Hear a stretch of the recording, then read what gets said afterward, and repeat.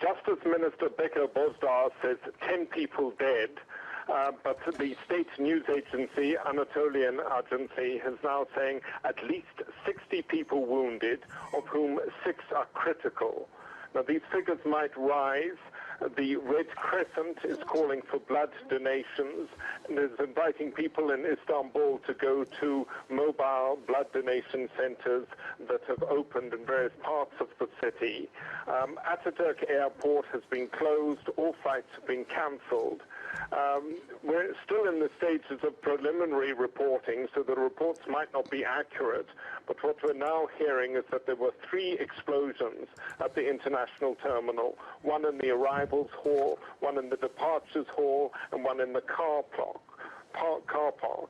In the worst case, Justice Minister Bozdağ said a militant entered the international departures hall, and at the place where one has to have one's luggage scanned, he pulled out an AK-47, sprayed everybody in sight with gunfire, and then detonated himself. A taxi driver was telling a television channel just now that he was in the car park outside the international terminal. He heard gunfire. He returned to his car at the back of the taxi queue. Then there was an explosion which shattered the windows of his taxi. He got out. He saw wounded people all over the pavement. The pavement was scattered with tiles that had been blown off the ceiling. And he also saw a severed leg. Somebody had had their leg blown right off their body. It is a tragic state of affairs you're describing for us, Jasper, and of course explosions all too frequent in Turkey these days. Is there any theory as to who is behind this or any claim of responsibility as yet? Not as yet, but there are 3 possible groups.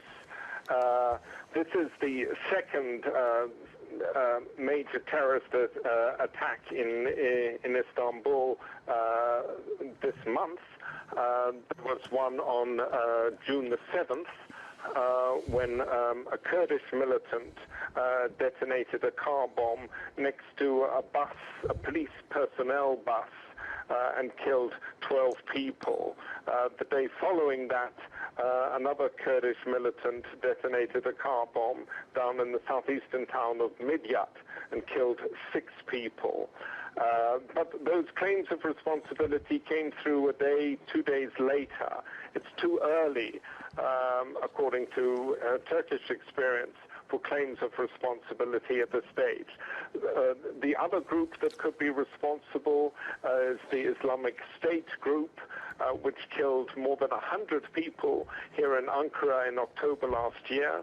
And then there's a third group, a Marxist-Leninist group, which occasionally stages violent attacks in Turkey.